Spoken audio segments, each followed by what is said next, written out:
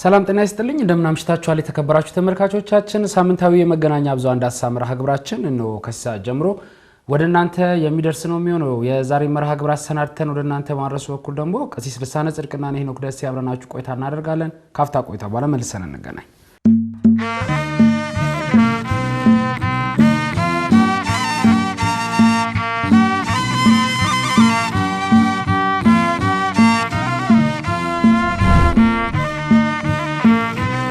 ክብራና ክብራት ተመልካቾቻችን ካፍታ ቆይታ በኋላ መልሰን ተገናኝተናል ቀሲስ እንኳን ደህና መጡ እንኳን ደህና ቆየኝ ጥሩ ሳምንት ጥሩ ነበር እግዚአብሔር ይመስገን መልካም እንግዲህ በመገናኛ ብዙሃን ዳሰሳ የተወሰኑ ጉዳዮችን ለዛሬ አሰናድተናል ለማስተዋወቅ ያክል ማህበረ ቅዱሳን በውጭ ሀገር የሚገኙ የከፍተኛ ትምህርት ተቋማት ተማሪዎችን በመንፈሳዊ ትምህርታቸው እንዲጎለብቱ ልዩ ስራዎችን እንግዲህ በሰፊው እየሰራ ነው እንደሚታወቀው በአገር ውስጥ ባሉ የከፍተኛ ትምህርት ተቋማት ውስጥም ትልልቅ ስራዎችን ሰርቷል ለበርካታ አመታት ምናልባት ወደ ውጪ ደግሞ አሁን ተሻግሮ ትልልቅ ውጤት ያመጡ ያሉ እንግዲህ ተማሪዎችን በግቢ ጉባኤ ያስተማረ ነው ያለው እሱን ሻገር ብለን የምናይ ነው የሚሆነው ከዛ በመቀጠል ቅዱስ ሲኖዶስ እንግዲህ በየትኛውም የቤተ ክርስቲያን መዋቅር ከጠቅላይ ጽሕፈት ቤት ዕውቅና ውጪ ቋሚ ንብረት በማስያዝ ብድር መውሰድ እንደማይቻል ከዚህ በኋላ ክልከላ ጥሏል ምናልባት ይሄ ክልከላ የተጣለበት ዋነኛው ምክንያት ምንድነው ከዚህ ጋር ተያይዞ የነበሩ ክፍተቶችሳ እንዴት ነው የሚታዩት የሚለውን ጉዳይ የምንመለከት ነው የሚሆነው በስተመጨረሻም የዚህ የመካከለኛው ምስራቅ የኦርቶዶክስ አብያተ ክርስቲያናት የመሪዎች ጉባኤ በሚል እንግዲህ በግብጽ አዘጋጅነት አንድ ጉባኤ ተሰናድቶ ነበር ይሄ ጉባኤ ብዙ ቅሬታዎችን ያስነሳ ነው ጉባኤው ምንድን ነበር ለምንድነው ቅሬታ ያስነሳው የሚለውን ጉዳይ በቆይታችን የምንመለከት ነው የሚሆነው ቀዳሚ ወደምናደርገው ጉዳይ እንግባርቀስ ቀዳሚ የምናደርገው ጉዳይ እንግዲህ እንደሚታወቀው ማህበረ ቅዱሳን ያው ከተመሰረተባቸው አንደኛው ዓላማ ነው ለመመስረቱ ምክንያት ግቢ ጉባኤ ነው ያው የግቢ ጉባኤ ጉዳይ ሲነሳ ብዙዎቻችን ይሄን መርሃ ግብርም የሚመለከቱ በእርግጠኝነት በየቤታቸው ብዙዎቹ በግቢ ጉባኤ አልፈዋል ብለን እናስባለን በተለይ በተለያየ ሁኔታ በትምህርት ተምረው ወደ ከፍተኛ ትምህርት ተቋማት ሲኬድ ከፍተኛ ትምህርት ተቋማት ውስጥ ብዙዎች የባህሪ ለውጥ አምጥተው የሚወጡበት ተቋም እንደሆነ ይታወቃልና ይሄ የመንፈሳዊ ትምህርት ደግሞ ማግኘታቸው በተለይ በመልካም ስነ ምግባር ታንጸው እንዲወጡ ልጆች ከወላጆቻቸው ተለይተው የሚሄዱበት ጊዜም ስለሆነ ጥሩ የህይወት ስንቅ ሰንቀው የሚወጡ ብዙዎችን አይተናል ያን ብቻ አይደለም በዓለማዊ ትምህርታቸውም ከፍተኛ ውጤት ያስመዘገቡ ብዙዎች ዋንጫ ተሸላሚም ሲሆኑ አይተናል እንግዲህ ማህበረ ቅዱሳን ላለፉት 30 እና 30 አመት በላይ እንደዚህ አይነት ጉዳዮችን ሲሰራ ቆይቷል ልጆቹ ውጤታማ የሆኑ ቤተክርስቲያንና ሀገርን የሚጠቅሙ ብዙ ትውልዶችን ማፍራት ተችሏል እስከዛሬ ባለው ማለት ነው ምናልባት እንግዲህ ከኢትዮጵያ ሻገር ብለን ስንመለከት አሁን ላይ ከሀገር ውጪም የተለያዩ ስራዎች እየተሰሩ ነው እንደሚታወቀው አሁን ዓለም በከፍተኛ የስልጣኔ እንግዲህ መንገድ ላይ ነው የምትለውና በተለይ የነዚህ የከፍተኛ ትምህርት ተቋማት ተማሪዎች የሚመሩበትን ዲሲፕሊን እናቃለንና በጣም ወላጆች በመሳቀቅ ነው እንደው ወደ አደጉት ሀገራት ይኬድ እንጂ ለኑሮ የከፍተኛ ትምህርት ተቋማት ግን ስጋትም ጭምር ናቸው በተለይ ለአንድ ኦርቶዶክሳውያን ማለት ነው ስለዚህ ማህበረ ቅዱሳን ደግሞ ስላሳሰበውም ጭምር በውጪ የተለያዩ ስራዎች እየሰራ ነው የሚገኘው በሩቅ ምስራቅ ማዕከል በሚገኙ ሀገራትና በአሜሪካ ማዕከል አሁን ላይ በ23 ዩኒቨርሲቲዎች በሚገኙ 18 ግቢ ጉባኤዎች ከ500 በላይ ተማሪዎችን እያስተማረ ነው የሚገኘው እንደሚታወቀው ቀሲስ እንግዲህ አሁን ላይ የኢትዮጵያ የሥርዓተ ትምህርት ከመቀየሩ ጋር ተያይዞ ሥርዓተ ትምህርት ክለሳም ተደርጎ ግቢ ጉባኤ በሰፊው እንግዲህ አሁን ደግሞ ዳግም እያንሰራራ ነው ምክንያቱም አገሪቷ ውስጥ በነበረው የሰላም ጦት ምክንያት ከኮቪድ ጋር ተያይዞ እንዳጠቃላይ የዚህ የትምህርቱ ዘርፍ መነቃነቁ ግቢ ጉባኤን በተወሰነ መልኩ እንግዲህ ተጽዕኖ ሲፈጥርበት እንደቆየው ነው አሁንም ላይ የተለያየ ሰላም ጦት ያለባቸው አካባቢዎች ላይ የግቢ ጉባኤ እንደልባቸው ትምህርት እንዳያስተምሩ መምህራን ሄደው ትምህርት እንዳያስተምሩ ተማሪዎችም ደግሞ የመማሪያ ስፍራ ያስፈልጋቸዋልና ከዚህ ከዓለማዊ ትምህርት ከሚማሩበት ወጣ ያሉ ቦታዎች ላይ ቤተክርስቲያናት ላይ ይሄዱ ስለሚማሩ የሰላም ጦት ለብዙዎች ተግዳሮት እንደሆነባቸው ሲነገር ቆይቷልና እንደው እንዳጠቃላይ ለማንሳት ያክል ቀሲስ በተለይ በአገር ውስጥ ያው ብዙዎች ወንድሞቻችን እህቶቻችን እኛም ጭምር ብዙዎች በህይወታችን ብዙ ትርፍ ያተረፍንበት ብዙ ስንቅ ያገኘንበትና ቤተክርስቲያንን እንድናገለግል ብዙ ነገር ይዘን የወጣንበት ነው የከፍተኛ ትምህርት ተቋም በዓለማዊ ትምህርታችን ውጤታማ ከመሆናችን በተጨማሪ መንፈሳዊ ህይወታችንን እንደው በሳል የሆነ አስተሳሰብ እንዲኖር አድርጎ በብዙ ነገር የተቃኙ ወጣቶችን በማፍራት በኩል ትልቅ ስራ ሲሰራ ነበርና አሁን ላይ ከውጪ እንደወርሶ ካህንም ኖትና ውጭ ያለው አሁን ያለው ነባራዊ ሁኔታ ይታወቃልና እንደው ምን አይነት ገጠሙኝ አሉት ከዛ አንፃር በውጭ ሀገራት እንደዚህ አይነት ስራዎች መሰራታቸው በተለይ ግቢ ጉባኤ ጠንካራ ስራ መስራቱ በውጭ አሁን እየሰፋች ላለች ቅድስት ቤተክርስቲያን የሚኖረው አስተዋጽኦ ምንድነው እሱም ብናይ በርሱ መልካም በተለይ እንደመነሻ የሚሆነው በዚህ በተባበሩት አረብ ኤሚሬትስና የመካከለኛ ምስራቅ ሀገረ ስብከት ባዘጋጀው መርሃ ግብር እንደመነሻ ሆኖ ጉዳይ ያቀረበውና በተለይ በውጭ ሀገራት ላይ ያሉ የግቢ ጉባኤያትና የሰንበት ትምህርት ቤት አደራጀት በተመለከተ ከጊዜ ወደ ጊዜ አጠቃላይ አሰራሩን እንቅስቃሴውን እየሰፋ የመጣበት መንገድ እንዳለ እናያለን። በተለያየ መንገድ ይሄ የኑሮ መንገድ መልክ ለማስተካከል በትምህርትም የሚሄዱ ብቻ በተለያየ አጋጣሚ ወደ ውጭ ሀገር የሚወጡ እህት ወንድሞቻችን ከወጡ በኋላ ቀደም ባለ ጊዜያት ላይ እንደነበረ መንገድ የመቀጠል እንቅስቃሴ አሁን የለም። አሁን እንደምታውቀውና ሰው የሚያልፍባቸው መንገዶች አሉ። ስለዚህ አሁን ባለበት ሀገር ላይ በቅርበት በሚመቸው አጥቢያ ቤተክርስቲያን በሰበካ ጉባኤ አባልነት ይሳተፋል። ከዚህ ባለፈ ግን ልዩ ልዩ አበርክቶ ደግሞ እንመለከታለን። ለምሳሌ አሁን በቤተክርስቲያን ብቻ መጥቶ ስርዓት አምልኮ ስለሚሳተፍ ከመስጣት ብቻ ስለሚሳተፍ በዛ ብቻ አይወሰንም ማለት ነው። ከዛ የሚያልፉ ጉዳዮችን በተጨማሪ የሚሰራበት መንገድ አለ። አንዱ በሰንበት ትምህርት ቤት ላይ ያለው እንቅስቃሴ የመደገፍ አባል የመሆን እዛ የመስራት እንቅስቃሴ ውስጥ ያለ እና በተለይ ገፋ ያለ እድሜ ላይ ያሉ እህት ወንድሞቻችን ብዙ ጊዜ በሰል ያለ ስራ የሚሰሩበት መንገድ አንዱ በዚህ መንገድ እንደሆነ እናያለን እና ከዚህ ብቻ ሳይሆን ልጆቻቸውም ጭምር ቢሆኑ በሰንበት ትምህርት ቤት ላይ ባለው ስርዓተ ትምህርት የሚያድጉበት መንገድም ጭምር ይፈጥራሉ ማለት ነው። በተለይ በአሜሪካ ላይ አውሮፓ ላይ እንግዲህ እዛ ተወልዶ ያደጉ ልጆች ምን ያህል ጠንካራ የሆነ አቋም ይዘው እንዲወጡ እንዳደረጓቸው ስትመለከት አበርክቶ በዚህ መንገድ እናያለን። ሁለተኛ ደግሞ ትልቁ አበርክቶ የነበረው በዚህ በግቢ ጉባኤያት ነው። ወደ ከፍተኛ ተቋማት የትምህርት ተቋማት ሲገቡ በሀገር ውስጥ የነበረው እንቅስቃሴ ከቅርብ ጊዜ ወዲህ በተጠናከረ መንገድ ጉዳዩ የተገለጠ መጥቷል። በተለይ ደግሞ በኢትዮጵያ ላይ ከኮቪድ በኋላ ጦርነቶች ነበሩ፣ አሁንም ጭምር አለ። ስለዚህ እንደ ልብ ቀደም ባለ ጊዜ ላይ የነበረው የግቢ ጉባኤ እንቅስቃሴ እንደ ልብ ያለ ነገር እንዳልሆነ ሁላችን የምናውቀው ጉዳይ ነው።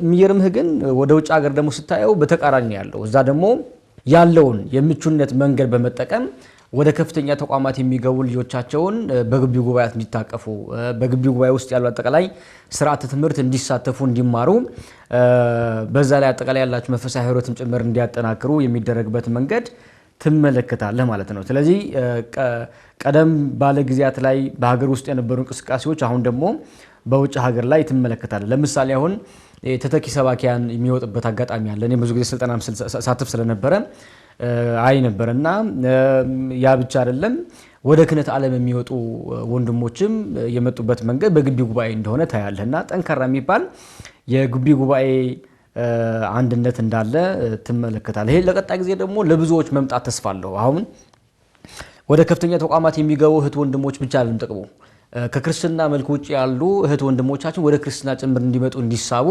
መጋበዝ የምትችልበት ትልቅ ዕድል ስለሚፈጥር ጠንካራ የሆነ እሴት ስለሆነ መጠበቅ ያለበት ጉዳይ ነው።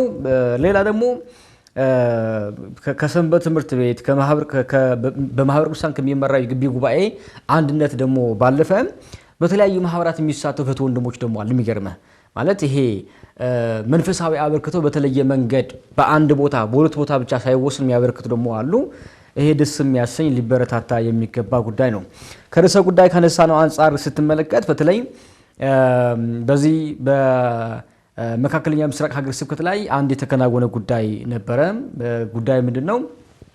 ወደ ከፍተኛ ትምህርት ተቋማት የሄዱ እህት ወንድሞቻችን የትምህርት ጊዜያቸው ሲያበቃ ሀገረ ስብከቱ የሽኝት መርሃ ግብር አዘጋጅቶ ነበርና ይሄ ደስ የሚያሰኝ ነው። እንደ ሀገረ ስብከት እንጂ ጉዳይ ሲሰራ ለሌሎችም ሀገረ ስብከቶች እንደ አርአያነት መወሰድ ያለበት ጠንካራ ጎን ሆኖ አግኝቼዋለሁ። በተለይ ደግሞ አይተው ከሆነ ብዙ ጊዜ በግቢ ጉባኤ ውስጥ ያለው እንቅስቃሴ በልዩ ተጽዕኖ በልዩ ጫና ዋጋ በመክፈል ብዙ የሚያገለግለው በማህበሩ ሰው ውስጥ ያለው እንቅስቃሴ ነውና ከዛ ባለፈ ደግሞ የሚጠበቅባቸው አካላትም ጭምር እንዳሉ ሀገረ ስብከቱ ያሳየን ጉዳይ አለ ማለት ነው። ምክንያቱም ሲመጡ አቀባበል ያረጋል ከሚመለከተው ጋር በተለይ ከማህበረ ቅዱሳን አባላት ጋራ በቦታው አካባቢ ባሉ የሰንበት ትምህርት ቤት አንድነት ጋር በመሆን ይቀበላል። ያ ብቻ አይደለም ክትትል የሚያደርግበት መንገድ በጣም ጠንካራ ነውና ትምህርታቸው ደግሞ ጨርሶ ሲመጡ እንዳይዘናጉ የበለጠ ደግሞ ለሚመጣው ጊዜ ራሳቸውን አውቀተው እንዲገኙ የሰጠበትን መመሪያ ስትመለከት ጠንካራ የሚባል ለሌሎች ሀገረ ስብከቶች ጭምር መተረፍ ያለበት ጉዳይ ነው ብለን እናስባለን። ከዚህ ጋር አያይዘን በተለይ በሀገር ውስጥ ላይ በግቢ ጉባኤ ላይ የሚፈጠሩ አንዳንድ ጫናዎች ላይ የሀገረ ስብከቶች ጣልቃ ገብነት ቢታከልበት ወይም የሚጠበቅባቸው ድርሻ የሚወጡበት መንገድ እያደገ ቢሄድ የሚያስቸግሩ ጉዳዮችን ማረምና ማስተካከል የምችልበት እድል ይፈጠራል። ለምሳሌ አሁን ከቦታ ጋር ተያይዞ እንደምታውቀው አይደለም የከፍተኛ ተቋማት በግቢያቸው ውስጥ የሚያወጧቸው የተለያዩ ፖሊሲዎች አሉ። ከዛ ጋር ተያይዞ በቀላል መፍታትና ማስተካከል የሚቻልበት እድል ነበረ። ስለዚህ ይሄኛው እንግዲህ በሀገር ውስጥ መሆን ያለበት ጉዳይ ሳይሆን ቀርቶ በውጭ ሀገራት ይሄ ሲሆን ትልቅ ጠንከር ያለ እንደ አርአያነት መወሰድ ያለበት ነገር ነው ብዬ አስባለሁኝ። በዚህ መንገድ ተመልክቻለሁ እኔ። መልካም ያው ቀደም ሲል እርሶ እንዳነሱት የዚህ የግቢ ጉባኤ አገልግሎት በተለይ በውጭ ሀገራት መስፋቱ አሁን ላይ የቅዱስ ቤተክርስቲያን አገልግሎት ወደ ውጭ ሀገራት እጅግ በጣም ፈጣን በሚባል ሁኔታ እየተስፋፋ ነው አገልግሎቱ እንደሚታወቀውና ይሄ አገልግሎቱ ደግሞ ተተኪ አገልጋዮችን ይፈልጋል። እነዚህ አገልጋዮች በተለይ አሁን በግቢ ጉባኤ ደግሞ ማፍራት እየተቻለ ነው። ስለዚህ ሀገረ ስብከቶች ይሄን ድጋፍ ያደርጋሉ። ቀደም ሲል እርሶ እንዳነሱት ካህናትን ማግኘት ተችሏል። ብዙ ዲያቆናትን እየተመለከትን ነው። እንደውም እኛ ኢትዮጵያውያንን እስከ ማስቀናት እስኪችሉ ድረስ ብዙ ዲያቆናት በዚህ ሰዓት ማፍራት ችለዋል በውጭ ሀገራት ያሉ ሀገረ ስብከቶች ማለት ነው። ስለዚህ እንደዚህ አይነት ስራዎች በተለይ የግቢ ጉባኤ አገልግሎት ህብረትን ይፈልጋል፣ መደጋገፍን ይፈልጋል። ስለዚህ በሀገር ውስጥም የሚገኙ ሀገረ ስብከቶች ሊሆኑ ይችላሉ የሚመለከታቸው ሌሎችም አካላት ድጋፍ ቢያደርጉ አንድም ልጆቻቸው ተሰርተው የሚወጡበት ነው፣ ሁለተኛ የነገዋን ቤተክርስቲያን ለማስቀጠል ተተኪ ማፍራት የምንችልበት ቦታ ነውና ይሄ በውጭ ሀገር ያሉ እንግዲህ ድጋፍ የሚያደርጉ ምእመናንም የሚመሰገኑበት ነው። በሀገር ውስጥ ያለን ምእመናን ከነዚህ መማር መቻል እንዳለብን ለመጠቆም ያክል ነው። ወደ ቀጣይ አጀንዳችን እንግባለን። ቀሲስ ጥሩ እንግዲህ ያው ወደ ቀጣይ አጀንዳችን ስንሻገር ቀሲስ እንደሚያውቁት የቅዱስ ሲኖዶስ ምልዓተ ጉባኤ እንግዲህ ወደ 24 የሚደርሱ አጀንዳዎችን እንዳጸደቀ ባሳለፍነው ሳምንት አንስተን ነበረ። ከነዛ ውስጥ እንግዲህ በሰባተኛ ደረጃ ወይ ደግሞ በሰባተኛ ቁጥር አጀንዳነት ይዞት የነበረ አንድ ጉዳይ አለ። እሱ ጉዳይ ከወጣ በኋላ እንግዲህ ያው የብዙዎችን ትኩረት ስቧል። በተለይ በየትኛውም የቤተ ክርስቲያን መዋቅር ከጠቅላይ ጽሕፈት ቤት እውቅና ውጪ ቋሚ ንብረት በማስያዝ ብድር መውሰድ ከዚህ በኋላ እንደማይቻል ተደንግጓል። ለዚህ መነሻ የሆነው የቅድስት ሥላሴ ዩኒቨርሲቲ እንግዲህ ነው ማለት ነው። የቅድስት ሥላሴ ህንጻ ቤተ ክርስቲያን እንደሚታወቀው በ2016 ዓመተ ምህረት እንግዲህ በቅዱስነታቸው ቡራኬ የመሰረት ድንጋይ ተቀምጦ ነበረ። ከዛ በኋላ እንግዲህ የተለያዩ የሥራ ሂደቶች ነበሩት። እነዛ የሥራ ሂደቶች ያው እንደሚታወቀው በቅድስት ቤተ ክርስቲያናችን በኮሌጆቻችን ሊሆን ይችላል ባሉ መዋቅሮች ብቻ ብዙ የልማት ስራዎች ይሰራሉና እነዛ የልማት ስራዎች መነሻና መድረሻቸው ምንድነው የሚል ጥያቄ በብዙዎቻችን ዘንድ ደጋግመን እናነሳዋለን። ምናልባት ቀሲስ ባሳለፍነው ሳምንት አንድ መርሃ ግብር አየር ላይ አውለን ነበረ ከዚህ ከህንጻ ግንባታ ጋር በተለይ ዘመን መሻገር ያልቻሉ ፕሮጀክቶች ምንድነው ችግራቸው የሚል ወደ 10 የሚደርሱ አብያተ ክርስቲያናት ላይ ጥናቶችን ለማድረግ ተሞክሯል እንደ ቴሌቪዥን ጣቢያና ከነዛ ውስጥ በጣም በሚገርም ሁኔታ እንግዲህ ዶኑ የወደቀ ቤተ ክርስቲያን ጭምር በግንባታ ጥራት ማነስ ማለት ነው እዛ ደረጃ የደረሰ ጉዳይ ተመልክተናል። እንደዚህ አይነት ጉዳዮች የብድሩ ጉዳይ ብቻ አይደለም። እንደ አጠቃላይ በቤተ ክርስቲያኗ መዋቅር ስር እየተሰሩ ያሉ የልማት ስራዎች ጥራትንም የተመለከተ ከፍተኛ ችግር እንዳለባቸው በባለሙያ ጥናት እንደማይሰራባቸው በተደጋጋሚ ስማቸው ሲነሳ እንመለከታለን። ከሱ ሲቀጥል ለብዙ አመት እንግዲህ ይጠቅማል ተብሎ የተሰራ ግንባታ ተሰርቶ ፊኒሺንግ በተጠናቀቀበት እንደው በማግስቱ መፍረስ የሚጀምርበትን ነገር እናያለን። አንዳንዶቹ በደረጃ ስናየው እንኳን ከላይ ያለው ፊኒሺንግ አልቆ ከስር ያለው ፊኒሺንግ አልቆ ወደ ላይ በሚሄዱበት ሰዓት እንኳን እዛው ግንባታው የጥራት ችግር እንዳለበት የምንመለከትበት ሁኔታ አለ። ስለዚህ ቁጥጥር የሚያሻው ጉዳይ እንደሆነ እነዚህ የልማት ስራዎች ምንም ጥያቄ የለውም። እንግዲህ የሰበካ ጉባኤ አባላት የዚህ የህንጻ አሰሪ ኮሚቴ የልማት ኮሚቴ የሚል በየአብያተ ክርስቲያናት ውስጥ ብዙዎች ተደራጅተዋል። ብዙዎች እንግዲህ በአባልነት ተይዘው ስራዎች እየተሰሩ ነው ያሉትና እርሶና እኔ አሁን አባል ሆነን ያንን ህንጻ ብናሰራ በአባልነት በኮሚቴነት ስናሰራ ስንቆይ ሰነድ እንኳን ጭምር የለንም። በፈተሽናቸው 10 አብያተ ክርስቲያናት አካባቢ ላይ የተመለከትነው ይሄው ነው። ስለዚህ እንግዲህ በጥራት ማነስ ምክንያት የፈረሰው በምን ምክንያት የፈረሰው ራሱ ኮሚቴ የነበሩ አባል የነበሩ ሰዎች ጉዳዩን አያውቁት። ምን ያክል ብር እንዳለቀ አይታወቅም። ዝም ብሎ በደፈና ብቻ ነው ይሄን ያክል ሚሊዮን ብር ይፈጃል፣ ይሄን ያክል ሚሊዮን ብር እስካሁን ፈይቷል የሚል የግንባታ ሂደት ያላት ቤተክርስቲያኗና ምናልባት እንደው የቅድስት ሥላሴ እንግዲህ ዩኒቨርሲቲ ህንፃ መሰረት ይሁን እንጂ ሌላኛው ትልቁ ጉዳይ ከዚህ ከልማት ጋር ተያይዞ ብድር ነው እንደሚታወቀው ማለት ነው። ስለዚህ ብዙዎች አብያተ ክርስቲያናት በተለይ እዚህ በልማት ስራ ሱቆች የሰሩ ህንፃ የገነቡ ያንን ህንፃ እያስያዙ የተለያዩ ብድሮችን ከባንኮች እየወሰዱ ነው። ምናልባት እንግዲህ ያን ብድር ሲወስዱ ደግሞ ህንፃውን በማስያዝ ነው ህንፃው ግድም ጭምር የሚወጣበት ብዙዎች ክርክር ያለባቸው አብያተ ክርስቲያናት ጭምር አዲስ አበባ ውስጥ እየተመለከትን ነውና ወደ መንፈሳዊ ኮሌጆቻችንም ጭምር ይሄ ነገር ሰርጎ ስለገባ ምናልባት ውሳኔው የሚደገፍ ነው፣ ውሳኔው ክትትል የሚፈልግ ነው። እንደ አጠቃላይ ግን ለዚህ መነሻ የሆነው የቅድስት ሥላሴ ዩኒቨርሲቲ ህንፃ ምንድነው ችግሩ የሚለውን ለተመልካቾችም ለማጥራት ያክል አንደኛ የዚህ የግንባታ ሂደቱ እንግዲህ እንደሚታወቀው በስራ አመራር ቦርድ ነው መጽደቅ ያለበት። በዛ ሂደት አላለፈም። እንደገና ጠቅላይ ጽሕፈት ቤት ደግሞ ሄዶ ይጸድቃል። እነዚህ ፕሮሰሶች ሳያልፍ ነው እንግዲህ የዚህ የብድሩ ሁኔታ የተመቻቸው። ከአባይ ባንክ እንግዲህ ነው ብድር የተወሰደው ወደ 166 ሚሊዮን ብር አካባቢ ብድር ተወስዷል። የመጀመሪያ ብድር ነው ይሄ ብድር ማለት ነው። ስለዚህ ይሄ ብድር ሲወሰድ ደግሞ ሁለቱ ህንፃዎች በማስያዣነት ተይዘዋል ማለት ነው። እንግዲህ ያው የልማት ስራዎች አይሰሩ አይደለም፣ ቅዱስ ሲኖዶስም ያለው ይሄንኑ ነው። የልማት ስራዎች አይሰሩ አይደለም፣ ግን ህጋዊ የሆነ አካሄድን ተከትለው ስራዎች መሰራት መቻል አለባቸው ነው። በተለይ ቋሚ ንብረት የምንላቸው አሉ አይደል? አሁን የቤተ ክርስቲያናችን ህንፃ በመጀመርም ረገድ እኮ መንግስት ኮንዶሚኒየም ብሎ ይሄ የጋራ መኖሪያ ቤት ብሎ ሳይጀምር ያሉን የዚህ ፍለፊታችን የተሰጡ የጋራ መኖሪያ ቤቶች አሉ። በአግባቡ ግን ተጠቅመናቸው ነው ወይ እዚህ የደረስነው ሲባል በእንደዚህ አይነት ተመሳሳይ ነገር ነው ፕሮሰስ እየተደረገ የቤተ ክርስቲያናችን ብዙ ንብረቶች እየተጓተቱ ግለሰብ እጅ ላይ የገቡት ማለት ነው። ስለዚህ ግለሰቦች በዚህ በመስራቱ በኩል ብቻ አይደለም ቀሲስ ይሄ ብድር በሚገነቡ ህንፃዎች ብቻ ሳይሆን በክራዮችም ጭምር ላይ አለ። አንድ ሰው አንድን ህንፃ ሊከራይ ሲፈልግ በብድር የሆነ ሚሊዮን ብር ይሰጣል። በመያዣነት ያንን ሱቅ ይከራዩዋል። ለ10 ለ15 ዓመት ከዛ በላይም ጭምር የተከራዩ ህንፃዎች በዛ በብድሩ ብር የተወሰዱ ህንፃዎች እንዳሉ በስምምነት እየተመለከትን ነውና ምናልባት እንግዲህ የቅድስት ሥላሴ ዩኒቨርሲቲ በጣም ብዙ ብር ነው። ይሄ ብር አሁን ባለው ገቢ እንዲመለስ ነው እንግዲህ ቅዱስ ሲኖዶስ የወሰነው ማለት ነው።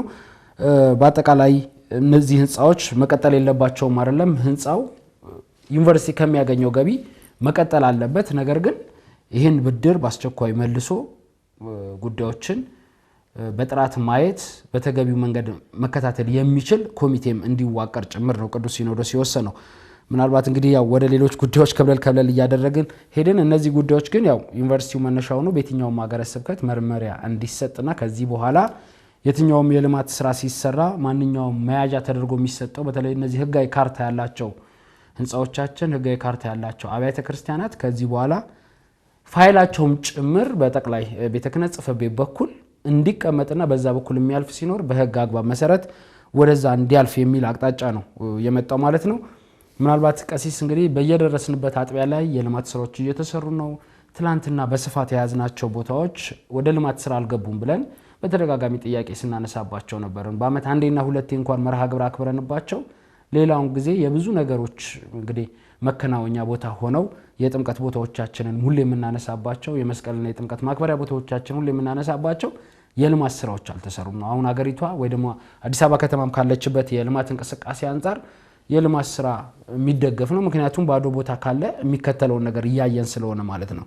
እነዛ ነገሮች ግን ሲኖሩ መመቻቸት ያለባቸው ማለፍ ያለባቸው የስራ ሂደቶችና መንካት ያለባቸው መዋቅሮች ሁሉ ጉዳዩን ማወቅ መቻል አለባቸው ነው። እንግዲህ የዩኒቨርሲቲው ትልቁ ክፍተት ያ ነው ብለን ነው የምናስበው። እንደ ቅዱስ ሲኖዶስም እንግዲህ አመላካች የሆኑ ነገሮች ያሳየው የልማት ስራዎች የሚደገፉ ናቸው። ስራው መሰራቱ ጥሩ ነው፣ ግን ማለፍ ባለበት ሂደት አላለፈም ነው።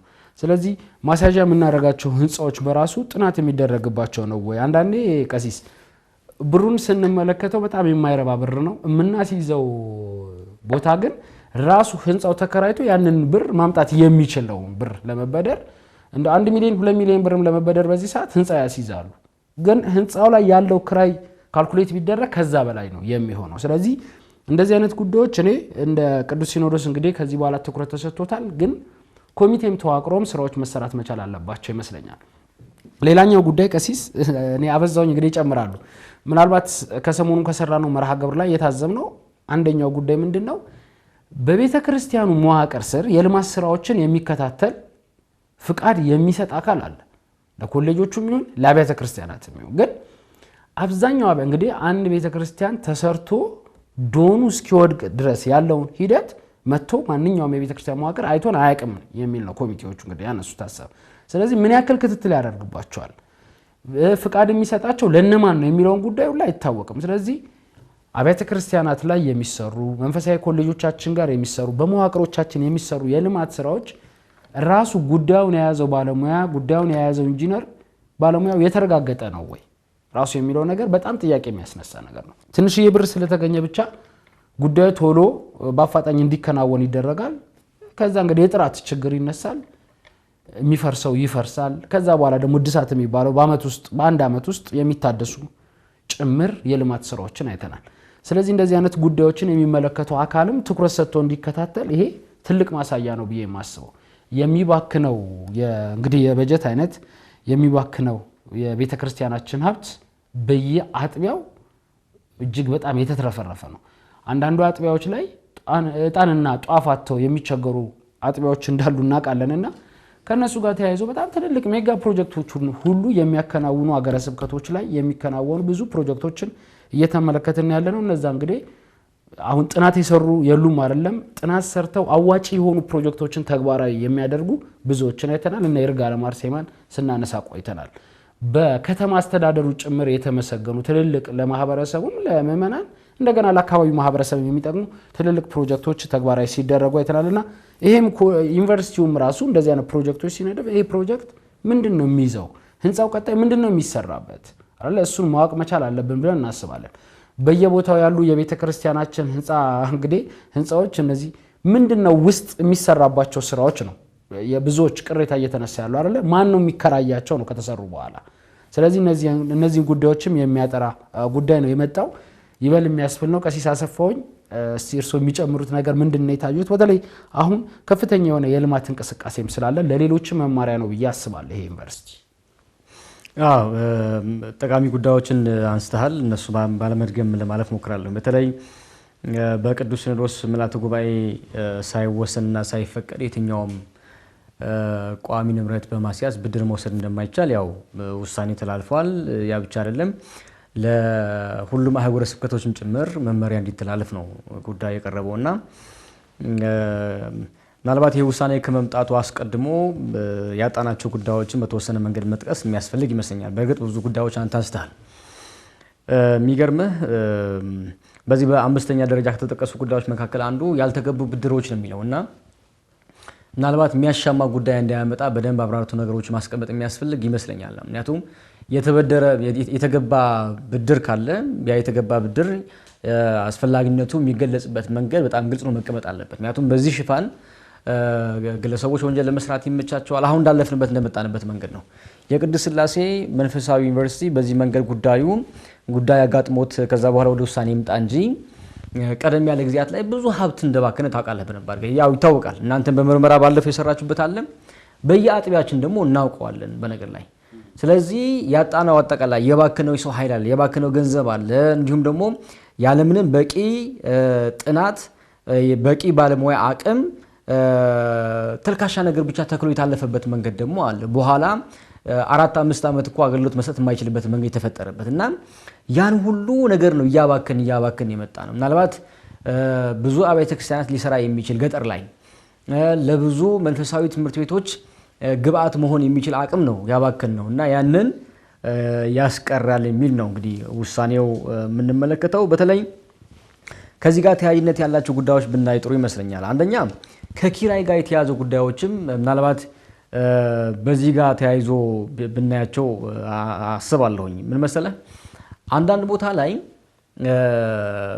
ህንፃ ይጀመርና አጥቢያዎች ወይም ደግሞ ደብራት ይጀምሩና የጀመሩት ህንፃ ያከራያሉ። ሲያከራዩ የሚገርምህ ሌላ ፕሮጀክት ለመስራት ሐሳብ ነው ማዕከል የሚያደርጉት፣ ግን የሚያከራዩት ህንፃ ብዙ ጊዜ ግለሰቦች ሲጠቀሙ ትመለከታለህ። ማለት ለቤተክርስቲያኒቷ አይደለም ገቢው የሚሆነው፣ በጣም በኃላፊነት ላሉ ለግለሰቦች ብቻ ነው የሚሆነው ገቢው። ስለዚህ ያንን ብዙ ምእመናንን ሌላ ስሜት ውስጥ ሲከት ትመለከቷል፣ ታየዋለህ። የሚከራይበት መንገድ ደግሞ አይተህ ከሆነ ለ20 ለ30 ለ50 ዓመት አንድ ህንፃ ለአንድ ሰው ሲከራይ ነው ወይም ደግሞ ለአንድ ተቋም ሲከራይ ትመለከታለህ። ይሄ በየአጥቢያ ያለ ብዙ ምእመናን ያሰላቸው ጉዳይ ነው። እነዚህ ያከራዩ ሰዎች ደግሞ ከጊዜ በኋላ ቦታው ይለቃሉ። ከዛ በኋላ ምንም ሰነድም የላቸውም። ሰነድ ራሱ ቢገኝ ደግሞ ሰነዱን ለማፍረስ ደግሞ የሚያስፈልገው የገንዘብ መጠን ከፍተኛ ይሆናል እና በዛ ልክ ሲቸገሩ ትመለከታለህ። እና ይሄ በጣም ጥሩ የሚባል ውሳኔ ነው፣ ግን ተግባራዊነቱ ደግሞ መከታተል ያስፈልጋል ብለን ነው የምናምነው። በተለይ ደግሞ በአጥቢያ የሆኑ በመንፈሳዊ ተቋማት አጠቃላይ የሚሰሩ ፕሮጀክቶች በተመለከተ በነዛ ላይ የሚሳተፉ የሥራ ተቋራጭ ተቋማት በተመለከተ ግልጽ መሆን ያለበት ሀሳብ መቀመጥ አለበት ብለን አስባለሁ። ለምሳሌ አሁን ቦታ መጥቀስ ላይ ያስፈልግ ይችላል። አንድ ቦታ ላይ መሀል አዲስ አበባ ላይ ያለ አንድ ቤተክርስቲያን ላይ በጀመረው ህንፃ ላይ የሚሰራው የሌላ እምነት ተቋም ነው የሚሰራው። ሰዎቹ ፕሮቴስታንቶች ናቸው እንግዲህ አስብ፣ አጠቃላይ ማለት ነው። የሚሰራው ደግሞ የቤተክርስቲያን ሀብት ነው የሚሰራው። አጠገቡ ደግሞ የጸበል ስርዓት የሚከናወንበት ስፍራ ደግሞ አለ። አከራካሪ የሆነ ጉዳይ ነው። ምናል ጥያቄ ይጠይቃሉ። የሚሰማ አካል ደግሞ በግድ የለሽነት ነው የሚያልፈው እና በዚህ ልክ ጭቅጭቅ ሊፈጥሩ የሚችሉ መግባባትን የሚያበላሹ ጉዳዮችን ማረም ማስተካከል ያስፈልጋል። ማለት ሰምተን ብቻ በዝምታ ማናልፋቸው ብዙ ጉዳዮች አሉ እና ያንን ሊያርም በሚችል መንገድ ውሳኔ መስጠቱ በጣም አስፈላጊ ነው ብለን እናስባለን። ይሄ ቅድስት ሥላሴ በተመለከተም አጠቃላይ የሁለቱም ህንፃዎች እግድ አስነስቶ የይዞታ መረጋገጫ ካርታዎች በመረከብ ተመላሽ እንዲያደርግ ነው የተወሰነበት። የትክክለኛ ውሳኔ ነው። ለቀጣይ በዚህ መንገድ ላሰቡ ተቋማትን እንደ አንድ ማስጠንቀቂያ ነው ብለን እናስባለን። ሌላ ግን አንድ ቦታ ምን ተፈጥሮ ነበር መሰለ፣ በተለይ ከብድር ጋር ተያይዞ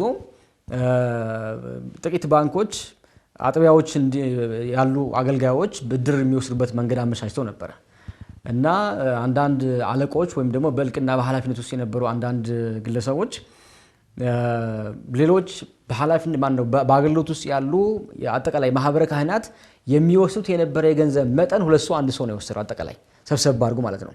እና የሚያበድሩ የባንክ ተቋማትን በተመለከተ ሲያበድሩ የሚያበድሩበት መንገድ ግልጽ መሆን አለበት ብዬ አስባለሁ።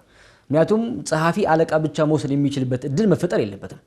አየው የ40 ምናምን የ100 ምናምን ሰራተኛ የመበደር አቅም በሁለትና በሶስት ሰው ሲወሰድ ተመለከተዋል እና ይሄ መስተካከል መታረም ያለበት ለቤተክርስቲያኗ መልክም ጭምር የማይመጥን እንደሆነ እናያለን።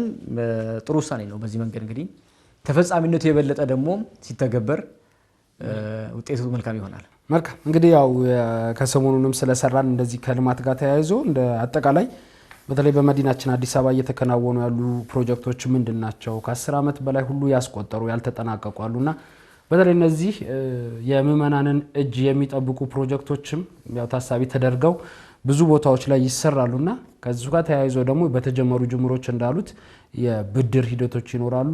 ህንጻው ሳይጠናቀቅ ብድር ይወሰድባቸዋል። አሁን ላይ ደግሞ በአዲሱ ህግ ያላለቀ ህንጻ መከራየት አይችልም። ቀደም ሲል በነበሩ ልምዶች ግን በጅምር ያሉ ህንጻዎች አከራይቶ ብድርን የመመለስ ልምምድ ነበር። አሁን ላይ ግን ያ ልምምድም ስለሌለ ለሌላ እንግዲህ ተግዳሮት ነው የሚዳርገንና ይህንን ያው ሁሉም አጥቢያዎች እንደ ትልቅ ማሳያ ወስደው ሊማሩበት የሚገባ ነው ብዬ ማስበው።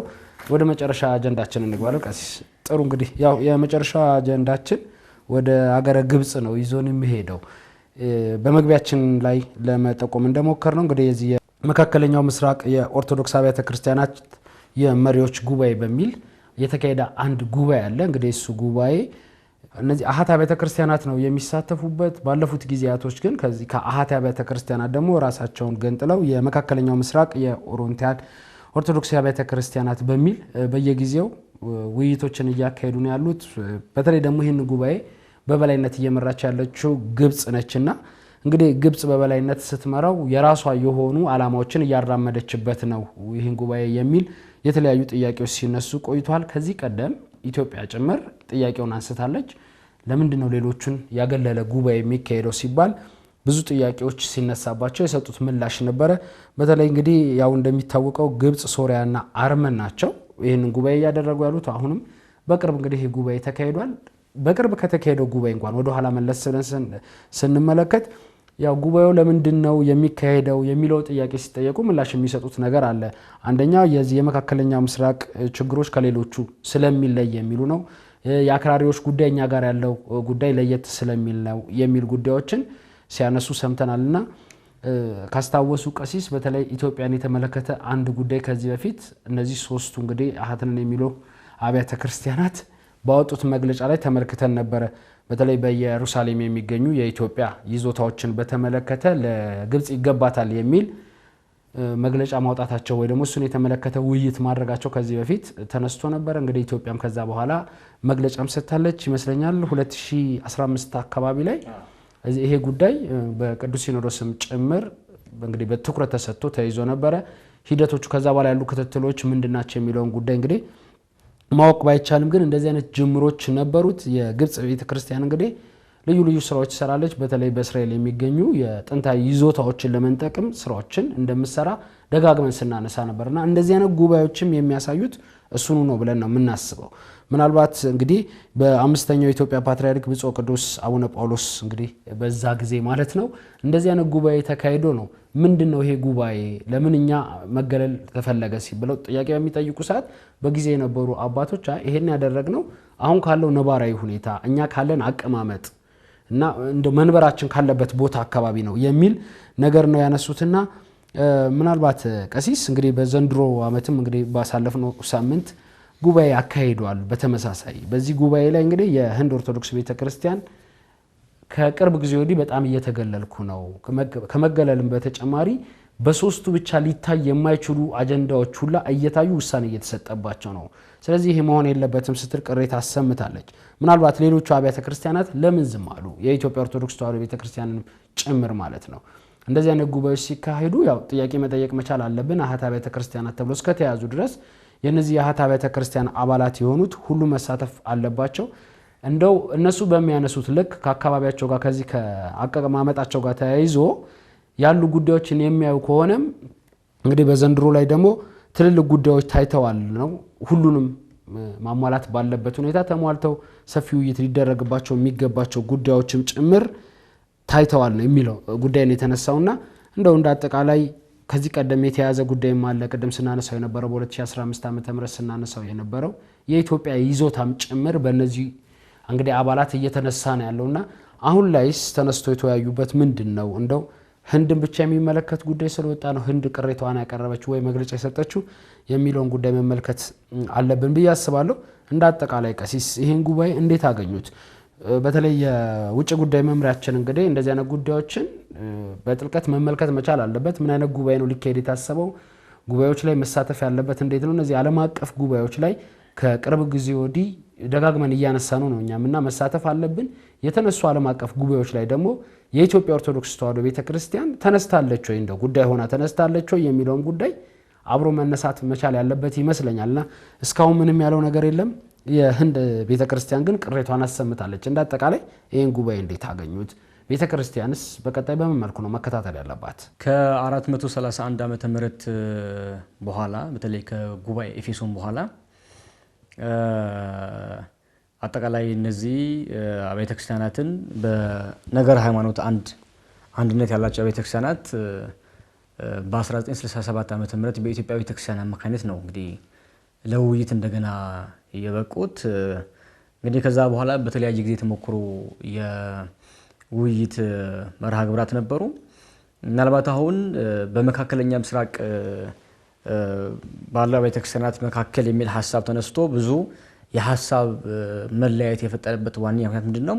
የኢትዮጵያ ቤተክርስቲያን ይህን እድል ፈጥራ እያለች የህንድ ቤተክርስቲያንም የዚህ አካል ሆና እያለች እነዚህ ሁለት አብያተ ክርስቲያናት ያገለለ አንድነት የተፈለገበት ምክንያት ምንድነው የሚለው ጉዳይ በተደጋጋሚ ሲጠየቅ የነበረ ነገር ነው።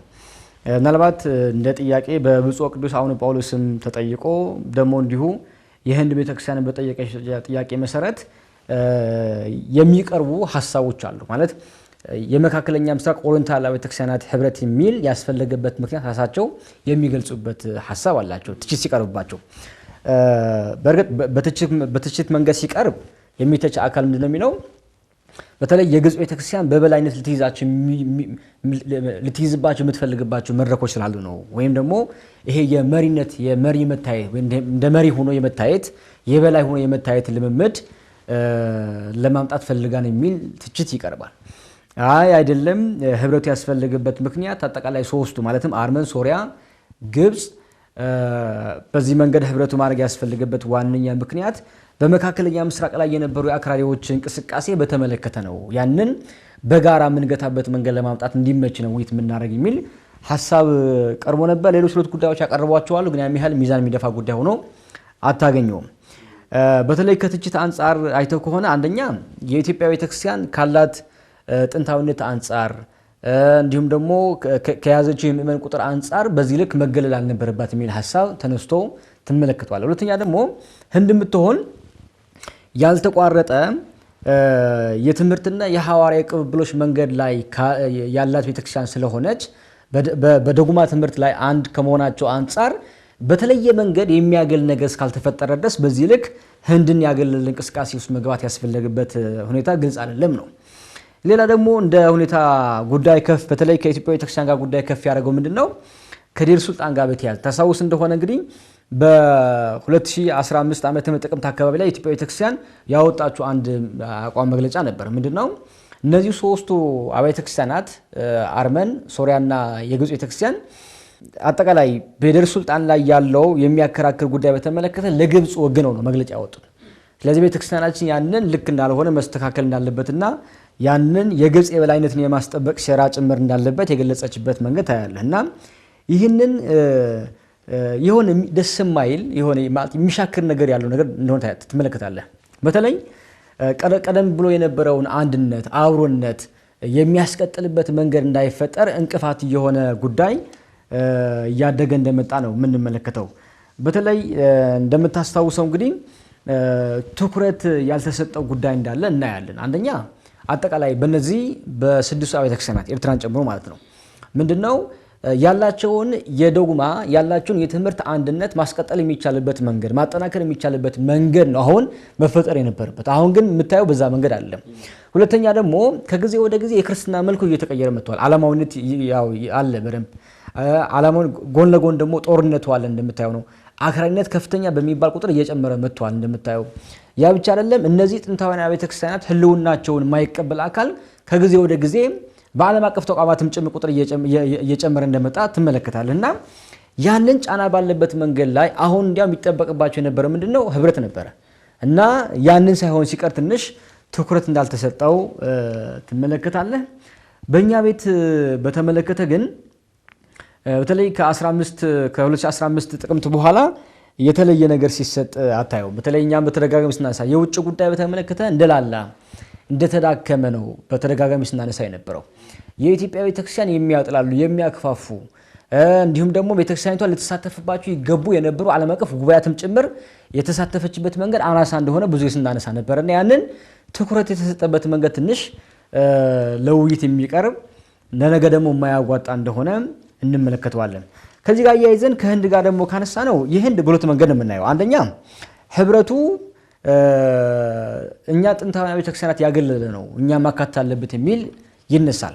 ሁለተኛ ደግሞ ከሶሪያ ቤተክርስቲያን ጋር ደግሞ የተያያዘ ቀደም ያለ ጊዜ ደግሞ አላቸው። በተለይ ከታድሶ እንቅስቃሴ ጋር ተያይዞ ከሲመት ጋር ተያይዞ እስካሁን ድረስ ያልተፈታ በግርታ ውስጥ የሚያልፍ ጉዳይ ደግሞ ትመለከታለና በዛ ልክ ነገሮቹን ትንሽ ምንድነው እንግዲህ በኃይለ ቃል የመመላለስ ለክርስትና የማይመጥን ጉዳይ የመተያየት እንቅስቃሴ ከጊዜ ወደ ጊዜ እያየለባቸው እንደመጣ እናያለን። እንደ መፍትሄ መሆን የሚገባ ጉዳይ አሁንም እንደገና ጥሪ ማቅረብ ያስፈልጋል ነው። በዚህ መንገድ እንዲህ አድርጓል ብቻ ብሎ መተው አስፈላጊ አይደለም። መግለጫ ብቻ አውጥቶ መተው አስፈላጊ አይደለም ነው። ከዚህ የሚሻገር የሚለቅ ነገር ያስፈልገዋል ነው። የሚያስፈልገው ምንድነው? ጥሪ አቅርቦ ለውይይት የሚበቃ ጉዳይ ስለሆነ መወያየት መመካከር ያስፈልጋል የሚል ነው። ምንም ሆነ ምንም ግን ቢያንስ በውጭ መምሪያ ላይ ያሉ የሚጠበቅባቸው አካላት እነዚህ እንቅስቃሴዎች የተከታተሉ መፍትሄ የሚመጣበት መንገድ መፈጠር አለበት እንላለን። መልካም ቀሲስ፣ ያው በመጨረሻ ማነሳው ሐሳብ ምንድነው በተለይ አሁን የግብጽ አካሄድ እንግዲህ የራሷን ጥቅም ለማስጠበቅ እንደዚሁም ደግሞ የበላይነቷን ለማረጋገጥ ነው እንደዚህ አይነት ጉባኤዎችን በራሷ አዘጋጅነት እያዘጋጀችና እያከናወነች ያለችው። ምናልባት እንግዲህ የኢትዮጵያ ኦርቶዶክስ ተዋሕዶ ቤተክርስቲያን ደግሞ ቀደም ሲል እርሶም ሲያነሱት ነበረ ቀደም ብሎ እንግዲህ እንደሰበሰበችው ሁሉ ዛሬ ላይ ቢሰበሰቡ መሰብሰብ ብችልና እንደዚህ አይነት ጉባኤዎችን ማካሄድ ብችል ግን ብዙ እየተፈጠሩ ያሉ ክፍተቶችን ወደ ማጥበብ ይመጣል። አንደኛ። ሁለተኛ ጉዳይ አሁን ዓለም አቀፍ ህብረት ከሚያስፈልጋቸው እንግዲህ አብያተ ክርስቲያናት የኢትዮጵያ ኦርቶዶክስ ተዋሕዶ ቤተክርስቲያን ከፊት የምትገኝ ነች ብዬ ነው ማስበው። አሁን ባለው ሀገሪቷ ባለችበት ነባራዊ ሁኔታ ቤተክርስቲያኑ ካለችበት ነባራዊ ሁኔታ አንፃር ብዙ ልምዶችን የምንካፈልበት ልምዶቻችንን የምናካፍልበትም ስለሆነ እንደዚህ አይነት ዓለም አቀፍ ጉባኤዎችን ማካሄድም ይገባል ብዬ አስባለሁ። ከዚህ በፊት ከነበሩ ጉባኤዎች እንግዲህ ኢትዮጵያ ኦርቶዶክስ ተዋሕዶ ቤተክርስቲያን ብዙ ጉዳዮችን ወስዳለች፣ ብዙ ድርሻዎችን ተወጣለች አይደል? ስለዚህ እንደዚህ አይነት ጉባኤዎች በመሐልም ገብተው የአስታራቂነት ስራ መሰራት መቻል ያለበት ይመስለኛል። ቀደም ሲል እርሶ እንዳነሱት በተለይ በግብጽና በህንድ በኩል ያለው አሁን የቃላት የመወራወር አይነት ነገሮች አሉ። እነዚህ ጉዳዮች እንግዲህ መነሻና መድረሻ ይኖራቸዋል። ቀደም ሲል እንዳነሳ ነው ያው እኛ ጉዳይ ላይም 2015 ዓመተ ምህረት እንደዚህ አይነት ጉዳይ ሲነሳብን ይዞታዎችን ከመውረስ አንፃር እንግዲህ ተጽዕኖ ፈጥረውብናል ብለን ስናስብ ጉዳዮችን ስናጮ ነበረ። ህንድም አሁን በተመሳሳይ ጉዳዮች ሲነሱባት ጉዳዮችን እያነሳች እንግዲህ መግለጫዎችን እየሰጠች ትገኛለች። ምናልባት እንግዲህ እየተነሱ ያሉ ጉዳዮች ቀሲስ እንደዚህ በመግለጫ ብቻ እየታለፉ ከሄዱ እነዚህ ሶስት አብያተ ክርስቲያናት ህብረታቸውን የማያጠነክሩበትና የሚፈልጉትን ዓላማ የማይመቱበት ምንም አይነት ምክንያት አይኖርም ብዬ አስባለሁ። በተለይ ደግሞ እኛ ንብረትም ይዞታም አለን። እነዛ ይዞታዎች እንግዲህ የምንመካባቸው ይዞታዎቻችን ናቸው። የጥንት ብዙ አባቶቻችን የለፉበት ቦታዎች ናቸውና እነዛ ቦታዎችም ከጃችን የሚወጡበት አጋጣሚ አይኖርም ብለን ደረታችንን ነፍተን የምናወራበት ነገር መኖር መቻል ያለበት አይመስለኝም ህብረት እስከተፈጠረ ድረስ እዛ ጋር። ስለዚህ የኢትዮጵያ ኦርቶዶክስ ተዋሕዶ ቤተክርስቲያን ጉዳዩን በጥልቀትና በትኩረት ማየት መቻል አለባት። ከሌሎች አሃት አብያተ ክርስቲያናት ጋር መመካከርና በአፋጣኝ ወደ ጉባኤ ተገብቶ ጉዳዮችን በጥልቀት ታይቶ የዳኝነት ስራ እንደዚሁም ደግሞ በኢትዮጵያ ኦርቶዶክስ ተዋሕዶ ቤተክርስቲያን በኩል የሚነሱ ጉዳዮችንም የመፍትሄ አካልም ጭምር ሆና መቅረብ እንዳለባት ይሰማኛል ለማለት ያክል ነው። አይ ለብሱ ብቻ ሳይሆን በዝምታ መታለፍ የለበትም የሚል ጉዳይ ቢሰመርበትም ጥሩ ነው። በተለይ በመንፈሳዊ ኃላፊነት ያሉ አባቶቻችን ጉዳዩ በዝምታ እንዳያልፉት የማያስፈልገው አንዱ ጉዳይ መሰለ። በተለይ እነዚህ አብያተ ክርስቲያናት እንደ ምስራቅ ኦርቶዶክስ ከካቶሊክ ጋራ እና ደግሞ በተለምዶ የአንጀሊካን አብያተ ክርስቲያናት ጋራ ያደረጓቸው የስነ መለኮት ውይይቶች አሉ። ጉዳይ ከፍ የሚያደርገው እሱ ነውና እንዲያውም በጥንታዊነት የሚታወቅ አብያተ ክርስቲያናትን ገለል ያደረገው ጉዳይ ሆኖ እያለ እንደገና ከነዚህ ደግሞ በነገረ ሃይማኖት ትምህርት ልዩነት ካላቸው በክርስትና ስም የሚጠሩ አብያተ ክርስቲያናት ጋራ ውይይት ማድረጉ ነገየው ትንሽ ከፍ አድርጎታል። ለዛ ነው በዝምታ የማይታለፍና ጊዜ የማይሰጠው። አይተው ታስታውስ እንደው በነገር ላይ የግብጽ ቤተክርስቲያን ከካቶሊክ ቤተክርስቲያን ጋራ ስምምነት ያደረገችባቸው ጉዳዮች ነበሩ። ቅርብ ጊዜ ላይ 4 ዓመት 3 ዓመት አካባቢ ይመስለኛል። ለዚህ ከስምምነቶች መካከል አንዱ ከጥምቀት ጋር የሚያዝ ጉዳይ ነበር። አንዱ ጋር የተጠመቀ ምእመን ሌላ ጋር እንዳይጠመቅ የሚል ሐሳብ ማለት ነው። ተቀባይነት አግኝቶ በተግባራዊነት ካለፈ በኋላ የካቶሊክ ቤተክርስቲያን ወይም ደግሞ የሮም ቤተክርስቲያን እንግዲህ ካቶሊክ የሚለው እንግዲህ ዓለም አቀፋዊነት የሚስላለው የሮም ቤተክርስቲያን ከግብረ ሰዶም ጋር የሚያዝ ጉዳይ ስታነሳ ነው ወዲያው የግብጽ ቤተክርስቲያን የተስማማሁት ስምምነት አንስቸዋለሁ የሚል ሐሳብ ውስጥ የገባቸውና በዚህ ልክ መጥራት ያለባቸው ጉዳዮችም ጭምራሉ። በነገር ላይ በእነዚህ አብያተ ክርስቲያናትም ራሱ ቢሆን እንኳን ሌሎችም ጨምረህ ይቅርና እርስ በርስ መጥራት ያለባቸው አሉ። ማለት የቃላት አገላለጥ ምናምን አይደለም፣ ወይም ደግሞ ከዜቤ ጋር የሚያዙ ጉዳዮች አይደሉም። በመሰረታዊ ትምህርት ጋር ተያይዞ መስተካከል መታረም እንዲሁም ደግሞ መቀራረብ የሚያስፈልጋቸው ጉዳዮችም ጭምር እንዳሉ እናስባለን። በዝምታ ስለሚታለፍ ነው እንጂ እኮ አብዛኞቹ የግብጽ ቤተክርስቲያን መጻሕፍቶች እኛ ጋር ሲመጡ ሲተረጎሙ ምን ያህል ነገሮቻቸው ተቀንሶ ነው የሚተረጎሙ እኮ እናውቀዋለን በደንብ አድርገን። በእምነት በጣም ምን ሊያይባቸው አጋጣሚ የሚፈጠርበት መንገድ አለና በዝምታ መታለፍ የለበትም ነው። ጭራሽ ደግሞ ሌሎች አብያተ ክርስቲያናት የሚጨምር ጉዳይ ደግሞ ከሆነ ነገርየው ትንሽ ከፍ የሚል ነገር ነው እና እባካችሁ በዝምታ ባይታለፍ ጥሩ ነው እንላለን እኛ። መልካም፣ በዚህ ነው ተጠቃለለ። መልካም ይወቀናል። ክብራና ክብራት ተመልካቾቻችን ስትከታተሉት የቆያችሁት የመገናኛ ብዙሃን ዳሰሳችን የተመለከታችሁትን ይመስላል። የዛሬን መርሃ ግብር አሰናድተን ወደ እናንተ በማድረሱ በኩል ቀሲስ ልሳነ ጽድቅና ሄኖክ ደሴ አብረናችሁ ቆይታ አደረግን። ሌሎች መርሃ ግብራት ወደ እናንተ መድረሳቸውን ይቀጥላሉ። ሰላም እግዚአብሔር ከሁላችን ጋር ይሁን።